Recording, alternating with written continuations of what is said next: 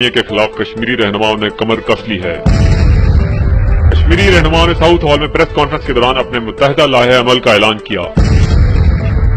Press conference میں شامل تھے تحریک کشمیر کے صدر Fahim Kiani, global Pakistan and Kashmir supreme council کے chairman Raja Sikandar, Pakistan patriotic front کے chairman Tariq Mahmood, barrister Kala Khan, doctor Pasha, professor Shahid اور ظفر قریشی سمیت اہم رہنما۔ مودی کے دورے کے دوران مسئلہ کشمیر کو اجاگر کرنے کے لیے ایک متحدہ پلیٹ فارم سے احتجاج کیا جائے گا۔ کشمیر میں بھارتی جارحیت کے خلاف برطانوی پارلیمنٹ کے سامنے بھرپور احتجاج کیا جائے گا۔